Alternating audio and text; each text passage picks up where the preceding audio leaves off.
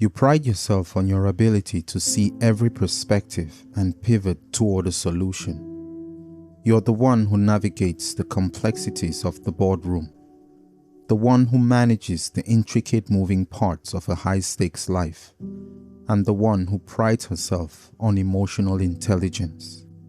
But in your relationship, this gift has become a cage. By constantly self-correcting to bridge the gap between your standards and his performance, you have inadvertently taught your partner that your boundaries are negotiable and your feelings are secondary to the fix. You are caught in a cycle where your competence is being weaponized against your own peace of mind. This is the self-correction trap. It is a subtle, corrosive dynamic that affects the most capable among us.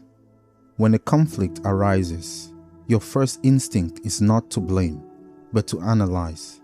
You ask yourself what you could have said differently.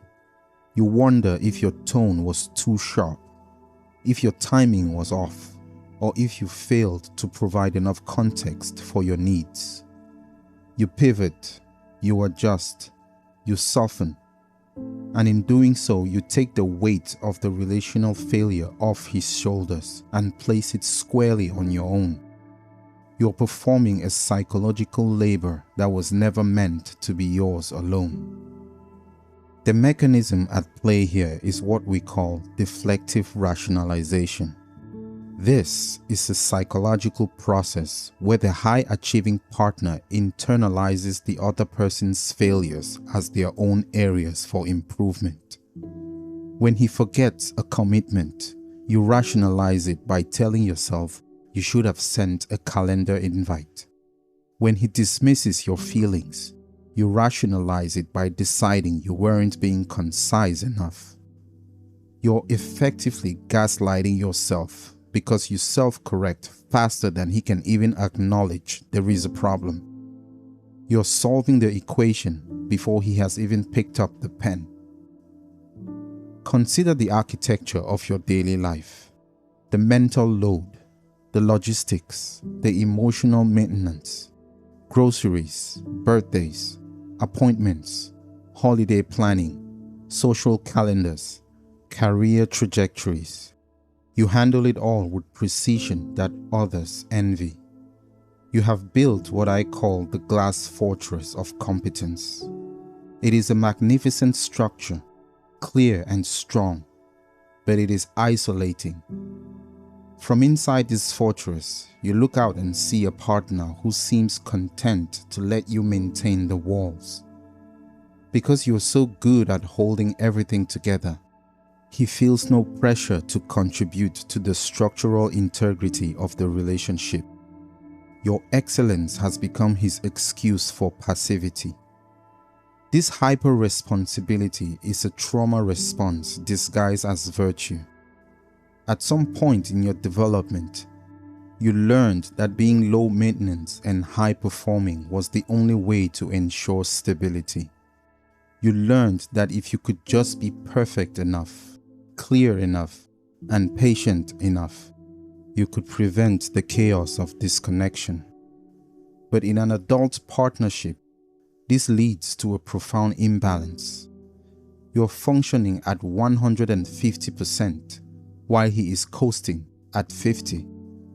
You're exhausted, not because the work is hard, but because you're doing the work of two people.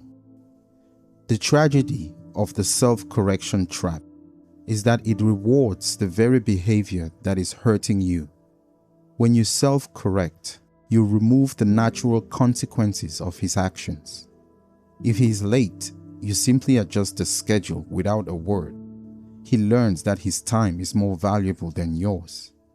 If he is insensitive and you spend the evening explaining to him why his words hurt, he learns that he can outsource his emotional growth to you. You're providing a free consultancy service for his character development, and he is a client who has no intention of paying the bill. We must look at the data of your relationship with clinical detachment. High-achieving women often struggle with this because they are used to fixing problems through sheer force of will. In business, if a project is failing, you pivot. In a relationship, if you're the only one pivoting, you're simply spinning in circles. You're trying to use logic to solve a problem of character. You're trying to use empathy to bridge a gap of apathy. These are incompatible tools for the task at hand. The shift requires a move from intervention to observation. Instead of asking, "How can I fix this?" you must start asking, "What is he choosing to do?" This is a difficult transition because it requires you to sit with the discomfort of his inadequacy. It requires you to stop being the buffer between him and his own failures. If the ball is dropped, let it stay on the floor. If the silence is heavy, let it remain. You must stop being the architect of a harmony that is only maintained by your own exhaustion. You may fear that if you stop self-correcting, the relationship will crumble. And you might be right. But a relationship that only exists because you are constantly repairing the cracks is not a sanctuary. It's a construction site. You deserve to live in a finished home. You deserve a partner who brings his own tools to the table. You deserve a connection where your intelligence is used for mutual growth, not for the constant mitigation of his neglect. The first step out of this trap begins with an objective look at your over-functioning metrics.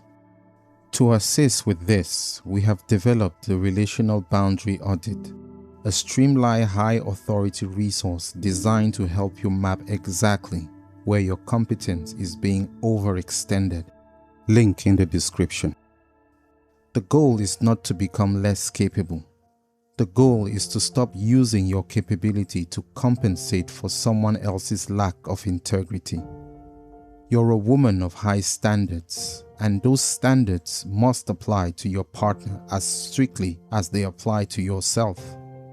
You have spent years mastering the art of understanding others. It is time to master the art of being understood and the courage to walk away from anyone who refuses to learn the language of your worth. You're not the project manager for a man's maturity. You're not a translator for a man's silence. You're not a safety net for a man's indifference. The energy you spend self-correcting is energy stolen from your own expansion. Imagine what you could build if you weren't constantly repairing a foundation that someone else is determined to ignore. Imagine the peace of a life where you don't have to explain your value because it is already the baseline of the conversation. Know yourself, the woman who can solve any problem, the woman who can see every side, the woman who can pivot, adjust, and endure. Now choose better. Choose a life where your intelligence is a bridge to intimacy, not a barrier to your own needs. Choose a partner who sees your glass fortress and doesn't just admire the view, but works every day to ensure it never has to weather the storm alone. You have spent a lifetime becoming the woman who can handle anything. Now give yourself the luxury of being the woman who refuses to handle everything. Your strength is not measured by how much you can tolerate, but by what you no longer allow. The trap is open. You have the key. You always have. Step out of the fix and into the truth. You deserve a love that is as disciplined, as intentional, and as high-performing as you are. Anything less is simply a distraction from the life you were meant to lead.